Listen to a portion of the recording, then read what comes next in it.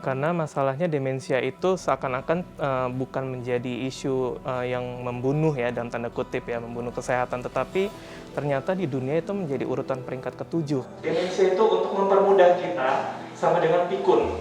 Pikun itu apa? Sila payung besarannya. Ada banyak demensia, demensia Alzheimer, vaskular, dan lain sebagainya. Nah, kenapa bisa menyebabkan kematian? Karena gangguan fungsi otak itu mengganggu sistem pada otak untuk kita beraktivitas secara normal. Karena ada yang sampai di late stage, itu ada lupa cara menelan, ada yang bahkan lupa cara bernafas.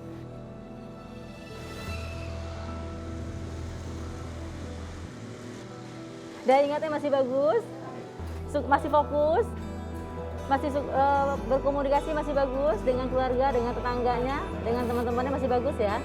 Oke. Tensinya bagus dong. Masih bagus ya. Jadi pelaku rawat atau pihak keluarga atau caregiver ini harus mencari tahu apa yang harus dilakukan. Harus mencari hal-hal apa saja yang bisa untuk menekan supaya demensia dari orang tuanya tidak semakin bertambah.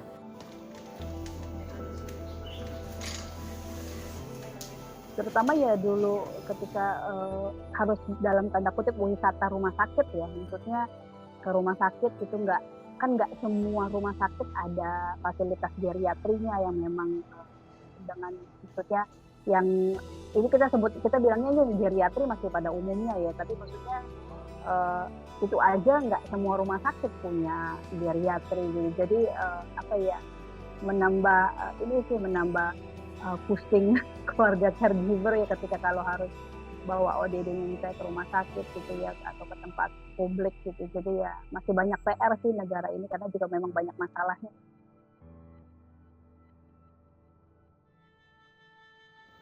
Yang ini mama saya, ODD, orang dengan demensia. Namanya siapa, Ma? Mak, nama mama siapa? What is your name? Dia dulunya guru bahasa Inggris. What is your name?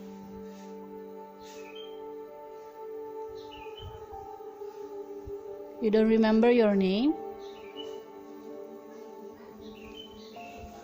Oke. Namanya Ibu Marintan Siahaan. Usianya 70 tahun. Jadi dia demensia vaskuler. Jadi dia kena serangan stroke 2016. Jadi mengakibatkan dia demensia, terus dapat stroke lagi kedua di 2018. Tangannya goyang-goyang. Ngapain? Halo gitu bilang mah. Halo. Bantalnya diangkat. Gak gampang sih perjalanannya. Jadi journey-nya sangat up and down gitu, kayak naik roller coaster gitu ya, nanti marah, ntar benci, ntar berteriak-teriak gitu ya ke mama, terus caci maki ke mama gitu, karena padahal sebenarnya udah sering dibilang kan gitu, bahkan di komunitas gitu ya, di Alzheimer Indonesia maksudnya kan selalu ada kegiatan caregiver meeting namanya, tiap 1 bulan sekali kita ketemu, bahwa sebenarnya itu bukan pribadinya, bukan maunya dia, itu kan sebenarnya penyakitnya, tapi kan susah Mas, maksudnya itu kan packagingnya di depan kita adalah kan orang tersebut gitu, untuk bisa menerima bahwa dia sosok yang berbeda, tapi dengan tampilan yang sama, mamah kita kayak agak sulit gitu untuk menerima, jadi masih yang gontoknya luar biasa. Kita angkat ya, Bun angkat ya. Itunya deh, perlatnya.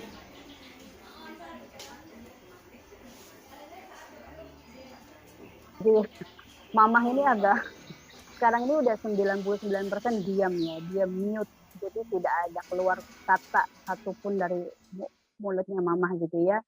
Jadi waktu dan dia udah istirahat baring, jadi posisinya udah memang lebih banyak di tempat tidur gitu ya. Jadi terutama kan soal buang air kecil dan buang air besarnya gitu ya. Ini juga saya pelajarin setahunan ini sih. Jadi dulu itu waktu mama masih bisa ada bergerak sedikit lah ya, ketika biasanya dia suka dulu saya masih bingung kok dia pukul-pukul tempat tidurnya. Pukul-pukulnya kenceng lagi. Jadi saya pikir kenapa ya, saya cek sekitar kok nggak ada binatang, nggak ada apa. Tapi pas dicek popoknya ternyata basah. sampai sini dulu ya. Gitu. Jadi yang seperti itu caregivernya memang harus jeli karena cara ODD berkomunikasi bisa dengan berbagai macam gitu. Bahkan ada dengan yang cara yang lebih ini lagi, maksudnya ada yang cara yang abusive sebenarnya. Ada yang pukul, ada yang spitting, maksudnya meludah gitu, ada yang mencubit karena kan pada akhirnya rata-rata berujungnya adalah dengan gangguan komunikasi ya. Jadi mereka tidak bisa menyampaikan apa yang ada di pikiran mereka, yang mereka rasakan. Akhirnya yang ada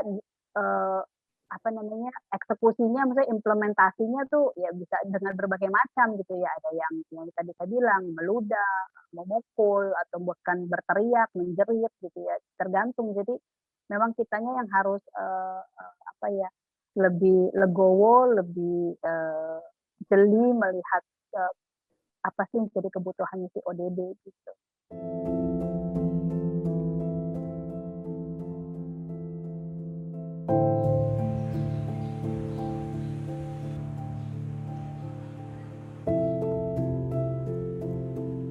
Ya, menurut data World Alzheimer's Report, di tahun 2016 ada sekitar 1,2 juta orang dengan demensia di Indonesia. Dan hal ini diprediksikan meningkat menjadi 2 juta di tahun 2030 dan 4 juta di tahun 2050.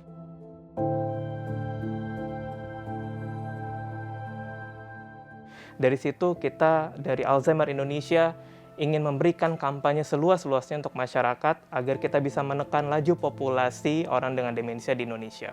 Jangan bosan mengulang kembali apa yang mau kita sampaikan ke orang tua kita. Jadi ini ada quotes dari salah satu psikiater bahwa dengan kita yang sudah paham tentang demensia, kita kelola kata-kata, tindakan, dan juga kondisi emosi kita. Ya, tentunya hal ini akan menjadi dampak ke mental dan maupun psikologis dari pihak keluarga maupun para lansia. Kenapa? Karena apalagi sekarang dengan kondisi pandemi COVID-19, ada penelitian dari global menyatakan dampak dari COVID-19 itu membuat adanya kerusakan di neurologi pada otak kita. Dan itu dikhawatirkan oleh para peneliti akan berdampak menjadi epidemiologi demensia di waktu yang akan datang. Kenapa demensia itu belum menjadi prioritas? Karena penyakit ini tidak terlihat secara jelas oleh masyarakat.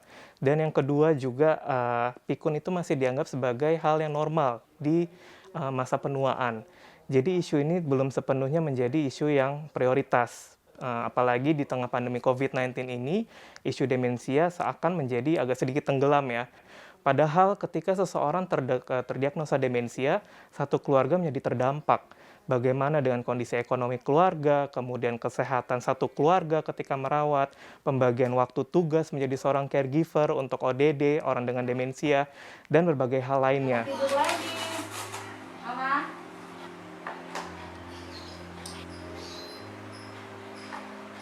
Ya, sebagian masyarakat menganggap ini udah tua, wajar ya pikun gitu ya. Nah, hal-hal seperti ini yang harus kami sosialisasikan lagi ke masyarakat bahwa jangan maklum dengan pikun, jangan menganggap bahwa pikun itu sesuatu hal yang biasa, ya kan? Sebenarnya pikun ini bisa kita cegah, kalau diobati tidak ya, tapi bisa dicegah supaya tidak lebih parah lagi dengan melakukan beberapa aktivitas dan dilakukan pemeriksaan sedini mungkin dan penanganan sedini mungkin seperti itu. Itu kalau dibiarkan menjadi salah satu penyakit yang berbahaya gitu. Iya, karena ada beberapa jurnal mengatakan bahwa seseorang yang telah divonis demensia itu harapan hidupnya tinggal 8 sampai 10 tahun. Itu kan menurut teorinya manusia gitu. Tapi kan tetap kita bagaimana cara kita untuk bisa menekan supaya pikun ini atau demensia tidak lebih parah lagi. Pikun atau Alzheimer adalah gangguan fungsi otak ya. Penurunan fungsi otak yang mempengaruhi pertama daya ingat ya. Makanya orang-orang yang udah pikun tuh daya ingatnya menurun biasanya. Kemudian kurang fokus ya. Kemudian ada gangguan fungsi yang lain adalah komunikasi kurang bagus. Sebenarnya ya. Dari tahun 2014 kami sudah berusaha untuk mengadakan pendekatan kepada masyarakat, advokasi kepada masyarakat untuk mencegah demensia atau kepikunan ini pada lansia-lansia kita. Beberapa hal yang sudah kami lakukan adalah kami waktu 2014 melalui Pesandu Lansia, kami berusaha untuk mengadakan kegiatan-kegiatan yang bisa menekan demensia ini. Kemudian kader-kader kami juga kami latih senam otak. Jadi harapan kami ketika di Posyandu Lansia, kader ini bisa melatih lansia kita untuk melakukan senam otak secara rutin.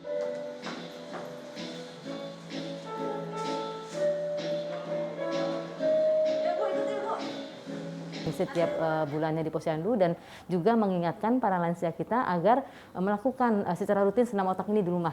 Dan kegiatan senam otak ini kegiatan yang ringan ya, ringan, santai, rileks gitu kan. Dan ini bisa dilakukan bersama anak cucu di rumah. Karena kan biasanya kalau lansia biasanya di rumah pasti sama cucunya ya kan. Ini bisa sambil bermain bersama cucunya melakukan kegiatan senam otak ini seperti itu.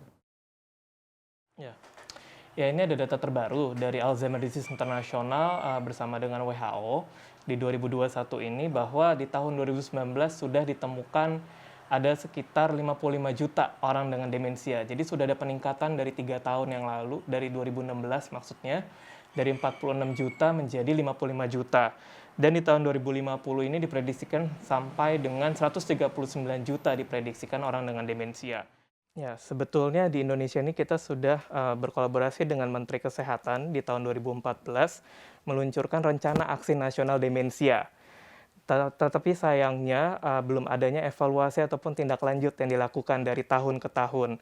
Sehingga mulai dari tahun ini kami mulai menggalakkan kembali, istilahnya kami berisik ya, untuk menggaungkan tentang demensia. Karena kalau tidak, demensia ini akan menjadi pandemi baru di waktu yang akan datang dengan pertumbuhan laju populasi lansia di dunia, bahkan di Indonesia ya sudah mencapai 10% atau 27 juta. Apalagi prediksi dari ADI dari tahun 2016 lalu saja sudah memprediksikan ada sekitar 2 juta. Di 2030 ini sudah semakin dekat nih 9 tahun ke depan dari sekarang. Kalau kita tidak menekan itu dari saat ini, maka akan ada banyak sekali keluarga-keluarga yang akan kesulitan untuk merawat ODD. Dan disinilah peran tenaga kesehatan juga. Tidak hanya untuk penyakit-penyakit tidak menular yang sudah umum ya, seperti hipertensi, diabetes, ginjal, jantung, tetapi juga kesehatan otak ini perlu menjadi prioritas. Marah-marah, terus lupa tadi kata Pak Michael naruh kacamata di mana, terus nuduh-nuduh orang. Ya, kalau disebut sudah maksimal atau belum, kita sebutnya belum optimal ya. Karena ada beberapa tenaga kesehatan pun yang masih belum paham tentang demensia ini. Nggak usah jauh-jauh, beberapa puskesmas di Jakarta pun juga tahu demensia tetapi tidak tahu cara menangani orangnya. Jadi masih sebatas teori. Maka dari itu kami dari Alzheimer Indonesia bersedia siap untuk membantu, memberikan sosialisasi, edukasi maupun pelatihan. Yang sudah kami lakukan nih tahap 1, pelatihan untuk tenaga kesehatan khususnya dokter umum. Supaya mereka tahu bagaimana cara menangani, khususnya memberikan deteksi dini bagi orang dengan demensia maupun lansia secara khusus.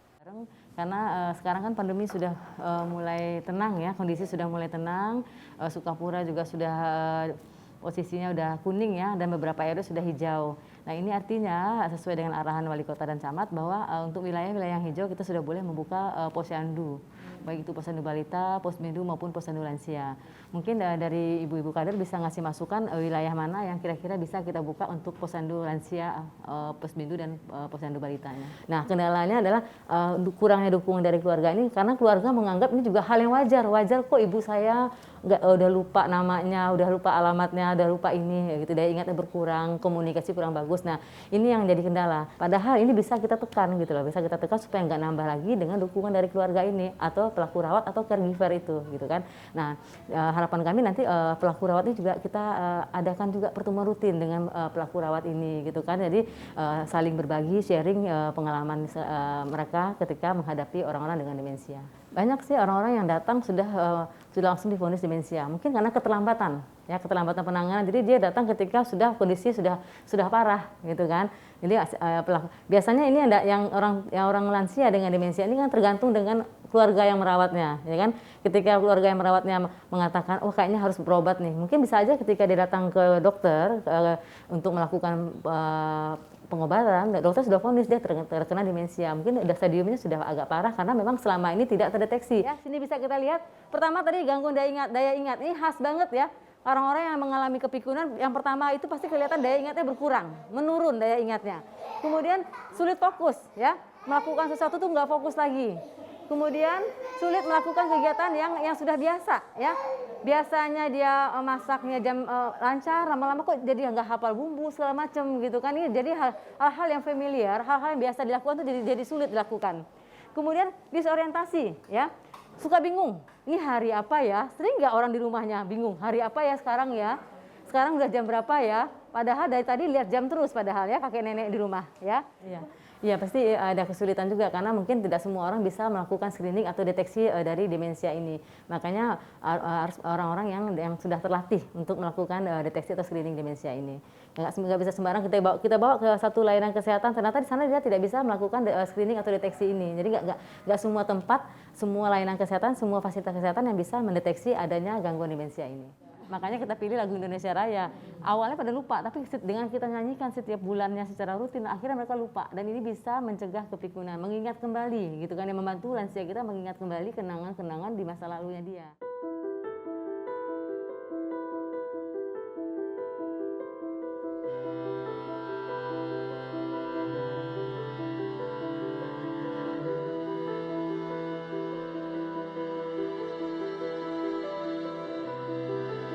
Sebenarnya kan demensia sendiri dia kan yang terjadi adalah memori pendeknya mereka yang terganggu. Jadi biasanya pada umumnya mereka memori yang baru itu mereka cepat melupakan, tapi memori yang lama yang udah puluhan tahun yang lalu itu yang masih ingat. Berarti maksudnya kenangan dia masa kecil, mungkin kenangan dia waktu sama orang tuanya gitu ya, masa-masa kecilnya mereka itu yang teringat sama mereka.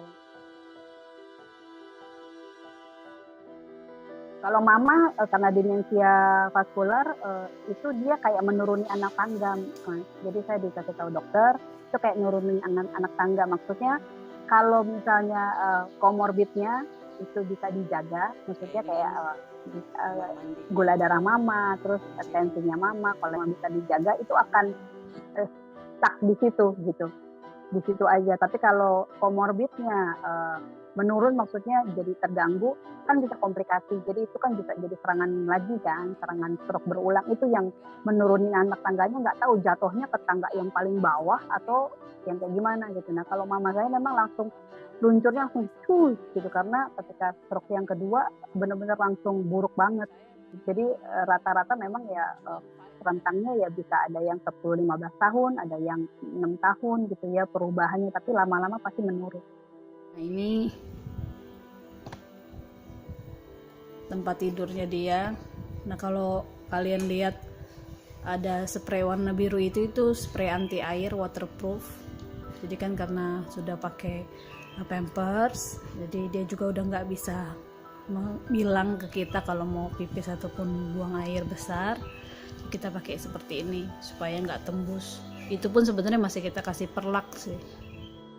Kan kebanyakan kalau dibilang agak sulit kalau misalnya kayak saya dengan tetangga saya misalnya, ataupun bahkan keluarga sendiri lah ya bilang, mama sakit apa sih? Ketika saya bilang demensia masih bingung gitu, mukanya kayak masih bingung. Nanti kalau dibilang pikun baru nangkep, padahal sebenarnya dibilang pikun sih enggak, karena memang pikun kan juga bukan suatu hal yang wajar ya. Jadi maksudnya ada juga yang beberapa saya tahu dari curhatan dari caregiver yang lain bahwa stigma bahwa dianggapnya seperti tanda kutip mohon maaf orang dengan gangguan jiwa gitu, padahal nggak sama gitu ya. Maksudnya orang dengan demensia dengan orang dengan gangguan jiwa itu benar-benar berbeda sebenarnya. Nah, terkait dengan data yang tadi saya sebutkan di awal ya, ada 1,2 juta itu sebetulnya masih PR di kita, khususnya di Indonesia. Alzi masih terus mencari orang dengan demensia itu sebetulnya ada di mana aja sih? Karena yang kita lihat dari 16 kota di Indonesia yang sudah ada perwakilan Alzi, kami masih terus berupaya di mana saja sih keluarga-keluarga yang merawat orang dengan demensia. Karena hal ini terkadang masih menjadi stigma. Keluarga itu masih merasa malu atau menjadi aib. Justru ini yang ingin kita buktikan bahwa menjadi orang dengan demensia bukanlah akhir dari segalanya. Tetapi kita tetap bisa memberdayakan orang dengan demensia dan keluarga menjadi contoh bagi orang-orang yang di sekitar bahwa kita tetap bisa produktif. Dan ini untuk menekan adanya penurunan fungsi otak dengan kita memberikan banyak kegiatan dan edukasi lainnya. Jadi ketika membahas tentang pikun tuh masih kayak ngapain sih, emang penting ya, itu paling buat lansia lah gitu. Padahal di Indonesia sudah ada usia 50 tahunan yang terdiagnosa demensia. Itu merupakan usia produktif sebetulnya, usia 50 tahunan. Dan ada caregiver juga yang sudah bergabung. Dan kemudian yang kedua dari Inggris itu sudah ditemukan usia 30 tahunan. Nah itu lebih gawat lagi ya. Misalnya, kalau nggak fokusnya pas ada pertanyaan seperti apa? Ada pertanyaan itu kan kadang-kadang susah gitu, susah nyambungnya. Umpama udah dikasih minum, tadi masih mana minum saya begitu. Jadinya kayaknya masih itu. Tapi kan kita yang harusnya yang di rumah itu dampingin harus terus untuk biar nggak begitu terlalu parah gitu. Peran kader sih sangat penting sekali ya, karena kader ini di wilayah dia yang mendata jumlah lansia pertama, yang mendata lansia, lansia yang mengalami gangguan kesehatan dan lain-lain adanya di kader. Jadi sangat besar sekali peran kader ini. Ketika ada lansia yang mengalami gangguan kesehatan, kader ini akan melaporkan kepada kami. Gangguan kesehatan macam-macam ya, bisa misalnya dia sakit biasa atau kelumpuhan atau tadi yang demensia ini ya, jadi nanti kader ini akan melaporkan kepada kami. Jadi kemudian melalui kader-kader ini juga kami berikan pelatihan tanda dan gejala demensia ini sudah kami lakukan pelatihan. Jadi kader ini bisa menyampaikan kepada pihak keluarga atau mensosialisasikan kepada masyarakat mengenai tanda dan gejala demensia ini.